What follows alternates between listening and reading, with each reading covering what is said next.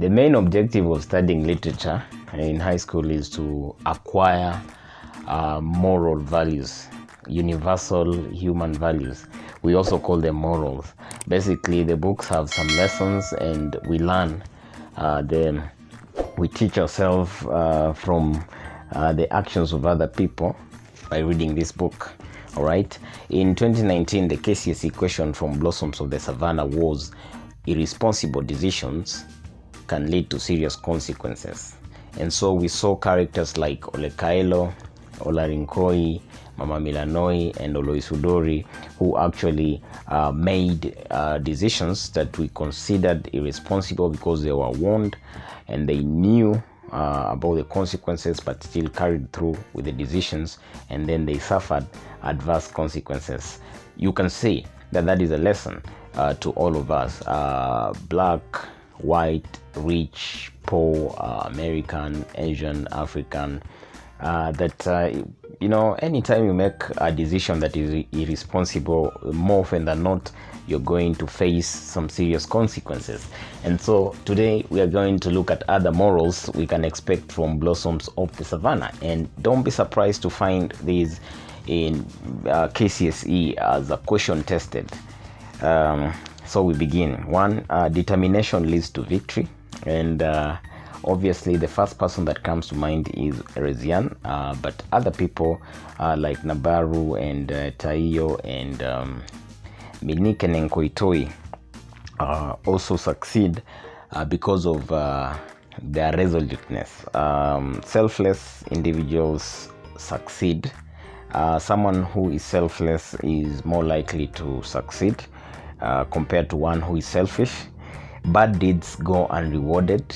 For example, when Olarinkoi attempts to molest Rezian, he fails terribly. He fails terribly in any of the things that he tries to do.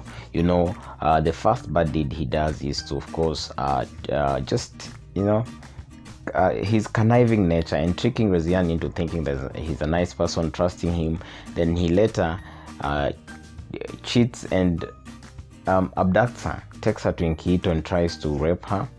Wants to marry her by force, wants to, circumcise her and all those sorts of things, and elope with her to Tanzania. Eventually he fails because bad deeds more often than not go unrewarded. Education is an agent of change. All the people that have an education in the book, like Joseph Pamwat and Minik and Rezian, have a different way of thinking, and education has helped the society to move from the negative cultural practices, or to drop some negative cultural practices. And then we can also say that some cultural practices make innocent people suffer. Some cultural practices like FGM, early marriage, and we had some other negative cultural practices that make people like Rezian and Taiyo to suffer. Rezian suffers so much that she wonders on page 205 whether it is a curse, whether there is a curse for being born a woman. And then related to that is another moral, which is women suffer in male-dominated societies. We've seen, of course, we can repeat the same characters like Minik and Rezian that suffer because this society is actually controlled by men. Men have or wield the greatest influence, and as a result, women suffer. Our country is male dominated also. Most of the cultures have men as the leading. The patriarchs are always the leaders, and more often than not, the woman does not have a voice, just like Mama Milanoi in Blossoms of the Savannah. Selfish individuals hurt others. You can think of Olekailo and Oloisudori among others. Betrayal results in pain, especially in the family. I have an essay with answers on that, and you can find that on wekati.blogspot.com. I will share a link to that, Blossoms of the Savannah essay question with answers on betrayal and agony, the pain that Reziane and Tayo go through when their parents betray them. And then we have the inevitability of change, that change is inevitable. Culture is good and bad. We have good tenets, or we have good aspects of culture, and we also have some negative, needless aspects of culture.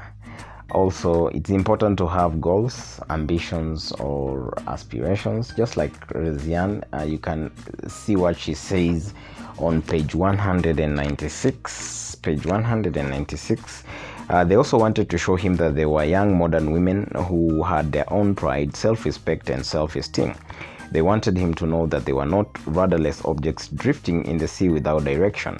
They already had their aims and projections that could only be enhanced by lofty ideas they held, and the desire for higher learning at the university and career development. It was therefore an insult to their intelligence, dignity, and integrity to think that mere material things such as gifts he lavishly gave them would sway them from the goals they had already set.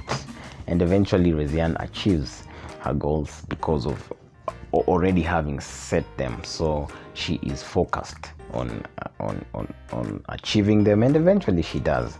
So that is a lesson that we can draw from that. Indecision is bad. That reminds me of Olenkipida. Olenkipida is on page 60, a character that was in a conundrum or a dilemma, and he is actually compared to Mama Milanoi. Towards the end, it was like the legendary unenviable dilemma that faced a man called Olenkipida, who was chased into a deserted hut by a lion just to be confronted by a hungry python at the door. So this one actually reminds us of Mama Milanoi's dilemma, still on page 60. But there was a dilemma: force the girls to undergo the rituals and lose their faith, love, and confidence, or refuse to yield to tradition and become a pariah in the Ilmolian clan and Nasila society. So indecision is bad, and Mama Milanoi is one of the characters that that's always indecisive. The path to victory is marked by hardship.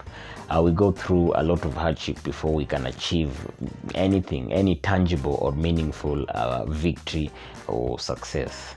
More often than not, we have to maybe use our brain, think critically, or use a lot of brawn as well sometimes, grind and hustle before we can succeed.